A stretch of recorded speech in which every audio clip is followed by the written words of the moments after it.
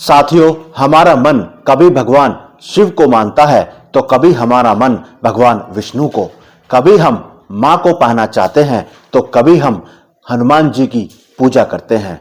और बहुत से लोग तो ऐसे भी हैं जो एक साथ सभी देवी देवताओं की पूजा करते हैं।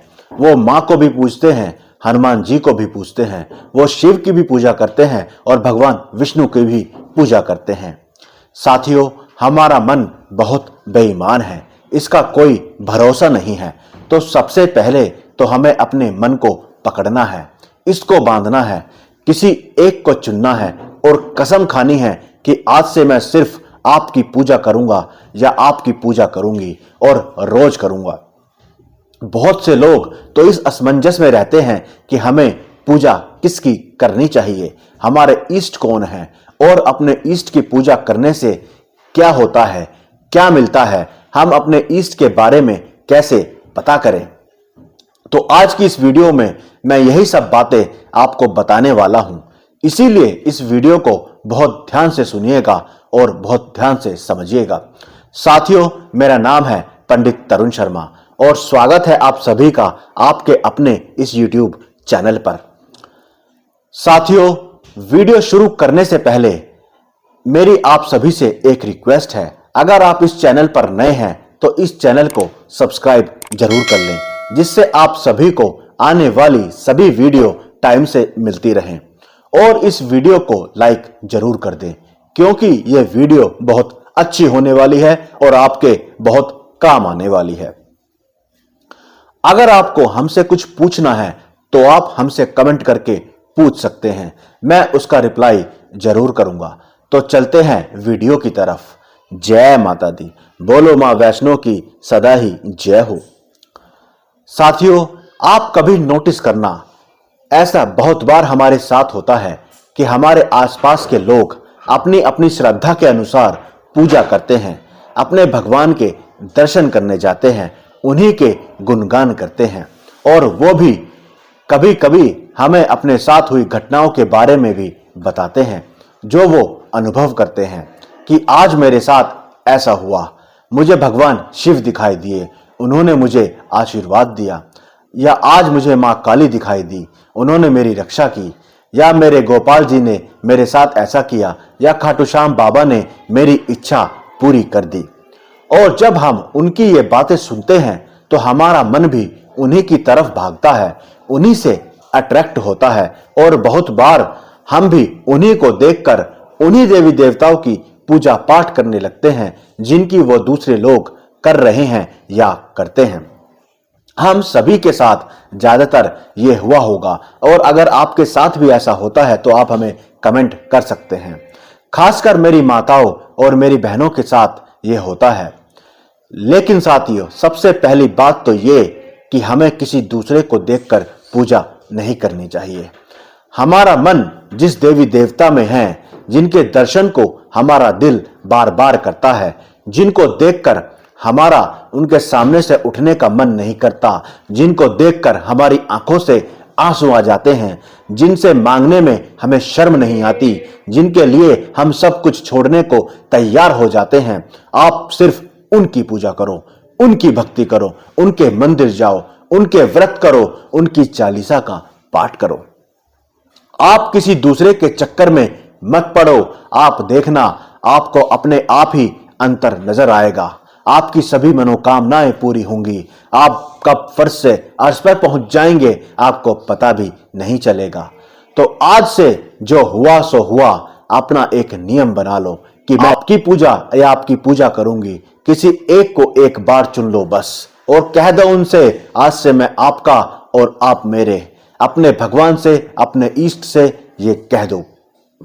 साथियों, हम नमस्कार सभी को करते हैं, पूरे संसार को करते हैं, लेकिन हमारा खास कोई एक या दो ही होते हैं जिसके लिए हम सब कुछ करने को तैयार रहते हैं और जो हमारे सुख दुख में काम आते हैं। साथियों, आप क्या समझते हैं कि सिर्फ हनुमान चालीसा में ही शक्ति है? नहीं, ऐसा नहीं है। सभी देवी देवताओं में उतनी ही शक्ति है जितनी हनुमान चालीसा में है। शिव चालीसा में भी उतनी ही शक्ति है जितनी दुर्गा चालीसा में है। माँ वैष्णो चालीसा में भी उतनी ही शक्ति है जितनी भगवान नारायण में है। भगवान भैरव में भी उतनी ही शक्ति है जितनी माँ दुर्गा में, माँ सरस्वती में, माँ पार्वती में। कोई देवी देवता किसी से कम नहीं और ना ही मेरा इरादा किसी को ठेस पहुंचाने का है। गलती सिर्फ और सिर्फ हमारी ही है। हम ही एक जगह नहीं रुकते। कभी शिव की पूजा करते हैं तो कभी राम की करते हैं, कभी माँ काली की पूजा करते हैं तो कभी हनुमान जी की पूजा करते हैं। साथियों, बात को समझो। बात सिर्फ अपने अपने भाव और अपनी अपनी श्रद्धा की है। सच्ची निष्ठा और सच्ची भक्ति ही मायने रखती है। इसीलिए आपका मन जिस देवी देवता की पूजा करने में लगता हो, सबसे पहले उनकी पूजा करो, उनकी सेवा करो। एक को चुनो, चाहे वो कोई भी भगवान हो, कोई भी देवी हो, कोई भी देवता हो। किसी दूसरे को देखकर पूजा मत करो कि भगवान ने उनकी इच्छा पूरी करी तो मेरी भी इच्छा पूरी होगी। नहीं, ऐसा नहीं होता। साथियों, ये सभी देवी देवता आपको वो सब कुछ दे सकते हैं जिसकी कल्पना आपने सपने में भी नहीं करी होगी। साथियों, इष्ट देवता या इष्ट देवी वो एनर्जी हैं जो आपसे सबसे जल्दी आपसे कनेक्ट करती हैं।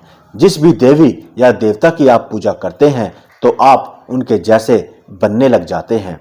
उनके गुण आपके अंदर आने लगते हैं और जब कोई परेशानी आपको आने लगती है तो वही आपकी रक्षा करने आते हैं। सबसे पहले वो आपको बचाते हैं।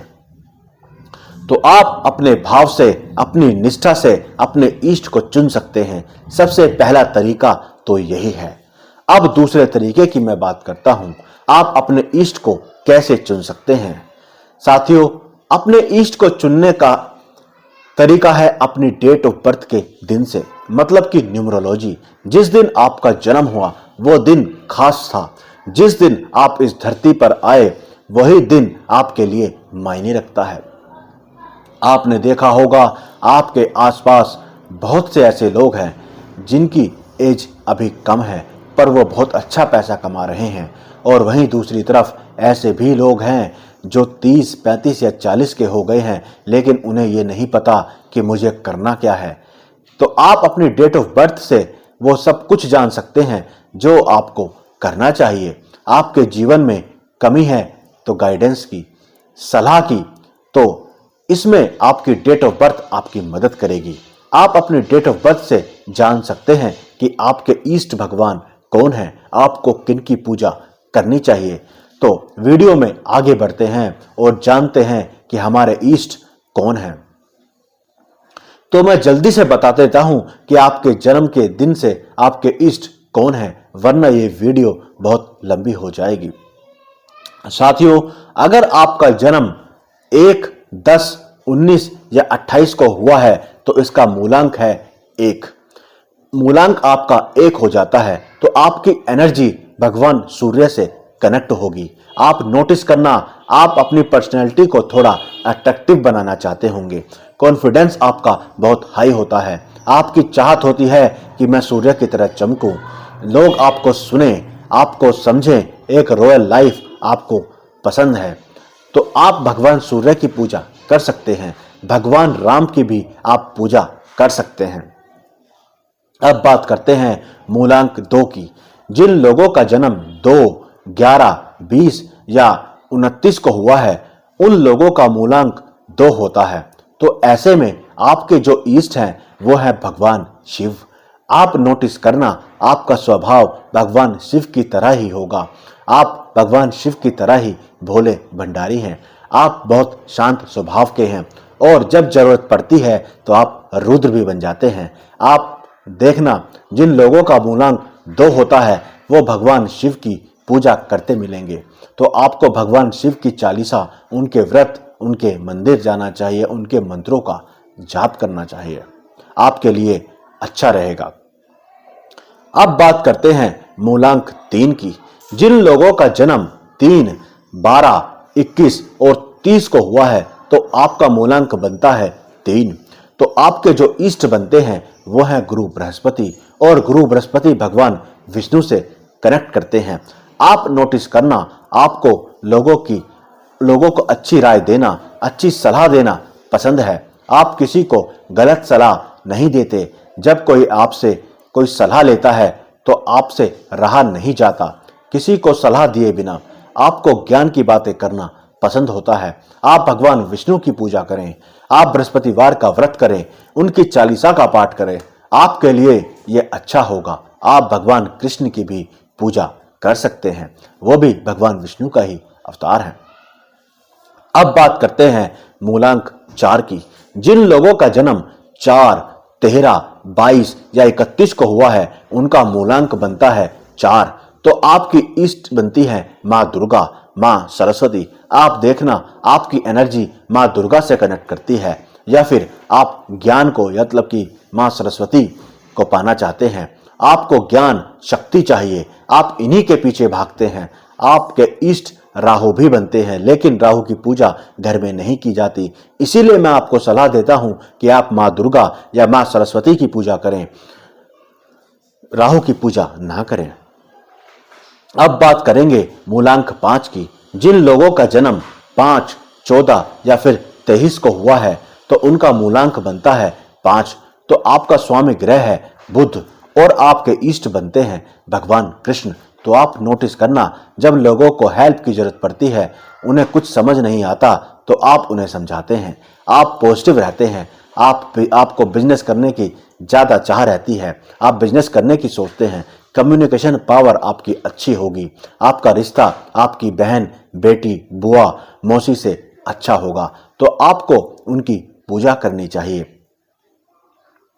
साथियों, अब बात करते हैं मूलांक 6 की। अगर आपका जन्म 6, 15 या 24 को हुआ है, तो आपका मूलांक बनता है 6।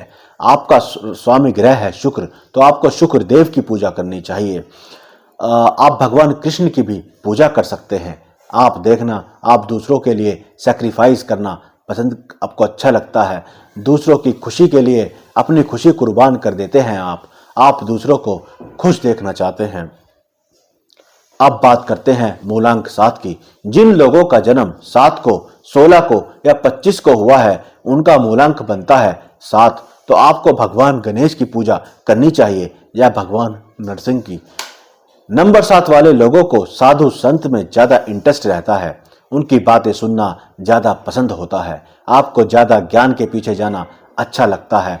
आपको बहुत डीप में जानना किसी को बहुत ज्यादा अच्छा लगता है। आपको डॉगी से बहुत प्यार होता है, जानवरों से आपको बहुत खास लगाव होता है। तो आप भगवान गणेश की पूजा करें, वही आपको ज्ञान देंगे और वही आपको सही रास्ता दिखाएंगे। अब बात करते हैं मूलांक 8 की। जिन लोगों का जन्म 8, 17 या 26 को हुआ है, तो आपका मूलांक बनता है 8।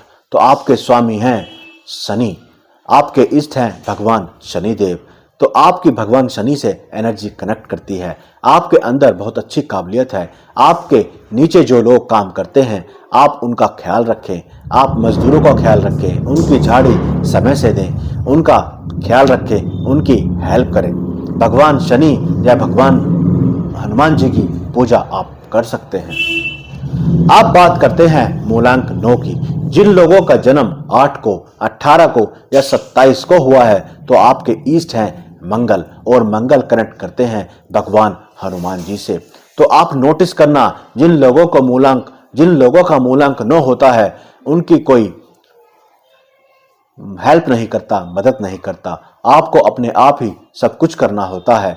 उल्टा आप ही लोगों के काम आते हैं, उनकी मदद करते हैं। आप सबकी हेल्प कर देते हैं, कोई आपकी मदद नहीं करता। बस आपको या कोई याद दिलाने आ जाएगा कि तू कर सकता है, तेरे अंदर काबिलियत है, पर तुम्हारी कोई हेल्प नहीं करेगा। तो आपको भगवान हनुमान जी की पूजा करनी चाहिए, उनकी चालीसा का पाठ करना चाहिए, उनके मंदिर जाएं, उनके चालीसा का पाठ करें। उनके लिए ये आप सब कुछ कर सकते हैं, उनको भोग दें।